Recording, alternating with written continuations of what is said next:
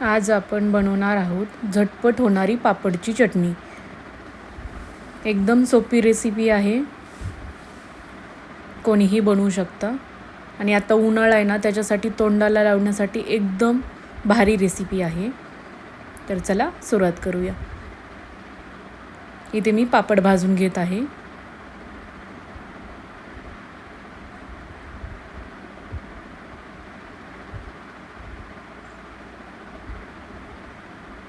एक एक करून पापड मी सगळे भाजून घेत आहे।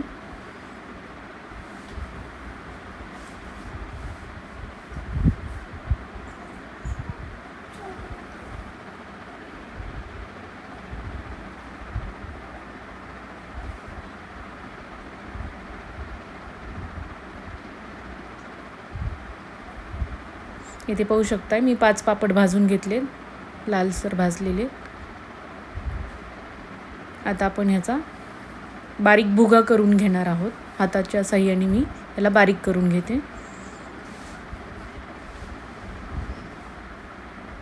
भाजण्याऐवजी तळून घेतलेल्या पापडाची छान होते, पण मी तेलकट नको म्हणून भाजून घेते। आता याच्यात बारीक चिरलेला कांदा, टोमॅटो आणि थोडीशी कोथिंबीरही घालून घेणार आहोत।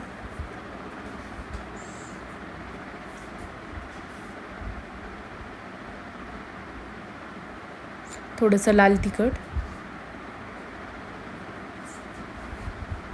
आणि चवीनुसार मीठ।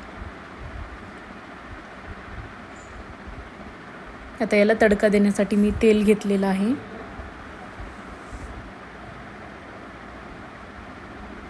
थोडीशी मोहरी घालून त्याला तडतडू देणार आहे। नंतर जिरे घालून थोडासा कढीपत्ता घालून घेते आणि हे गरम आहे तोपर्यंतच आपण हे मिश्रण या चटणीमध्ये मिक्स करणार आहोत।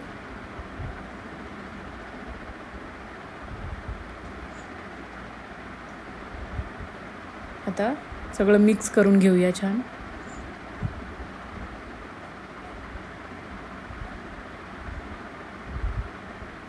इथे पाहू शकताय आपली चटणी तयार आहे। खूप सोपी रेसिपी आहे, तुम्हीही ट्राय करा आणि कमेंट्समध्ये नक्की सांगा कशी झाली।